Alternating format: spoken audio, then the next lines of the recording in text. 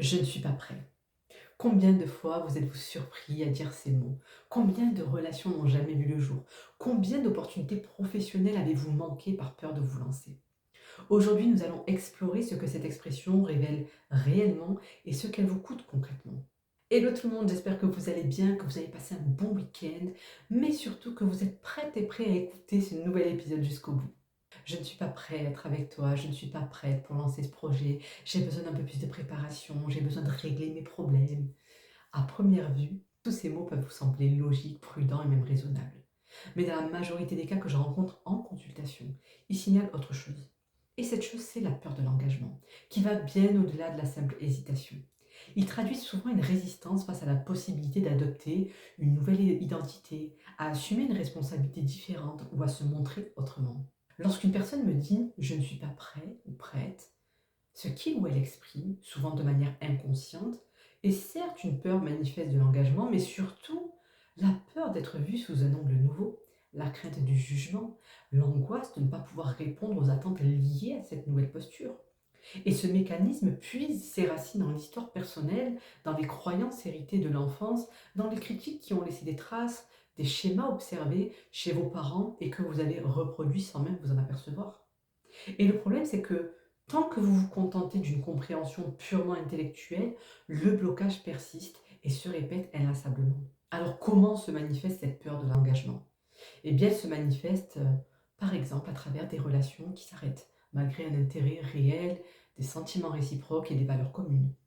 À travers des opportunités professionnelles manquées, alors que vous aviez toutes les compétences nécessaires pour les saisir, à travers des projets abandonnés à des moments stratégiques alors que leur viabilité et les conditions pour les faire aboutir étaient optimales. Et c'est dans ces moments que l'inconscient envoie des signaux qui passent souvent inaperçus. Des séries de rêves, par exemple, des sensations émotionnelles ou corporelles qui semblent déconnectées de la situation présente. Alors pour illustrer mes propos, je vais quand même vous donner un petit exemple. Dans mon cabinet, j'ai reçu une femme, la trentaine, célibataire depuis toujours, c'est-à-dire qu'elle n'avait jamais eu de relation longue durée, et elle a un homme qui lui témoignait d'intérêt sincère depuis plusieurs années. Très disponible, présent, clair dans ses intentions, le rêve, et elle le savait. Pourtant, chaque fois qu'elle envisageait de franchir le pas, elle trouvait une raison de reculer. Je ne suis pas prête, ce n'est pas le bon moment. Et ces phrases revenaient systématiquement. Pendant toute cette période, elle a fait un rêve de manière récurrente.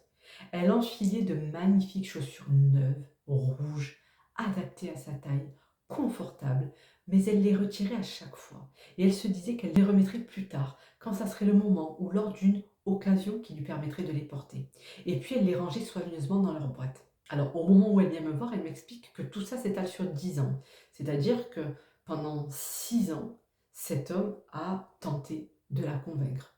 Et les 4 dernières années qui se sont écoulées, c'était un silence radio total.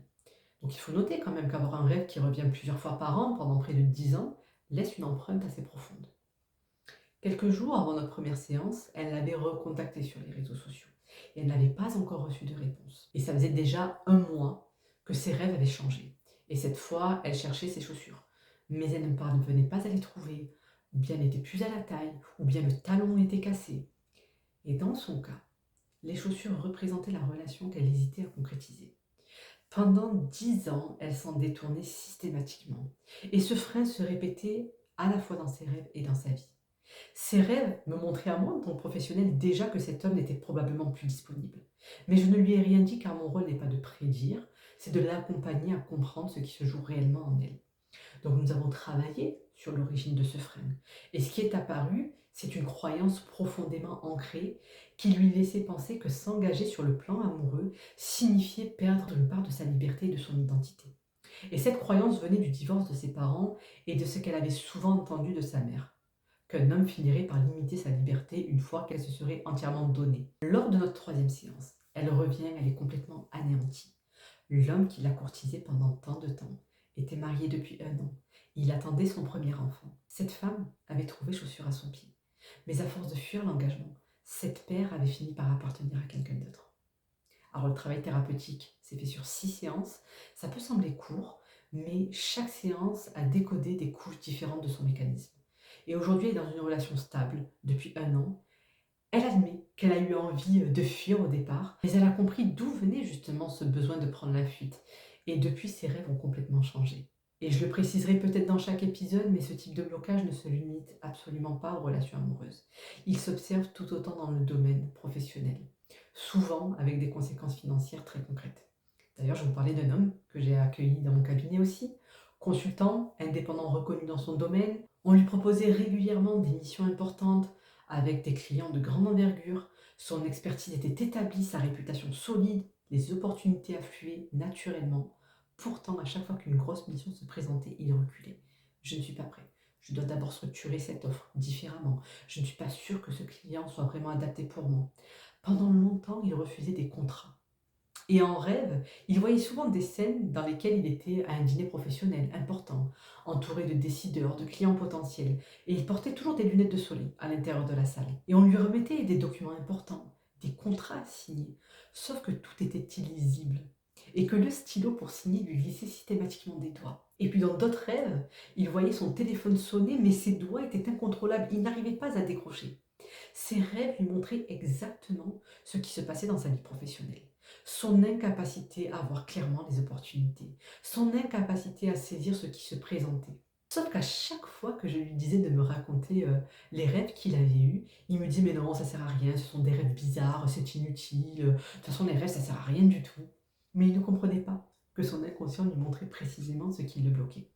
Et en séance, l'analyse a montré que ce frein ne venait pas du tout de son environnement professionnel, mais de son histoire familiale.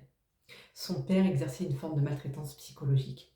Même lorsqu'il réussissait et qu'il exprimait une forme de satisfaction ou de fierté, son père le rabaissait systématiquement.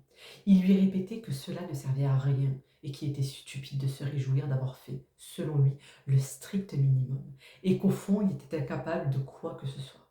La déception de son père était systématique, quels que soient les efforts qu'il produisait.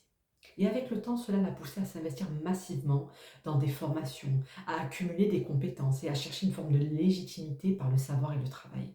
Dans le cadre professionnel, comme je l'ai déjà dit, son expertise était déjà reconnue et valorisée. Mais intérieurement, une peur persistait, celle d'être exposé, vu et donc jugé. Accepter des projets d'envergure signifiait prendre de la visibilité. Et cette visibilité activait une crainte très ancienne, celle d'être ramené à sa place, d'être humilié et discrédité. Son raisonnement était simple, mais profondément limitant. Si on me voit, on va me juger, me critiquer, me faire redescendre de mon piédestal. Et donc son ambition se trouvait constamment freinée, non pas par manque de compétences ou d'opportunités, mais par la peur de revivre cette violence psychologique sous une autre forme.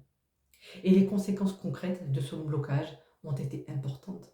Pendant 3 ans, il a refusé des contrats alors qu'il avait largement les compétences pour les assumer.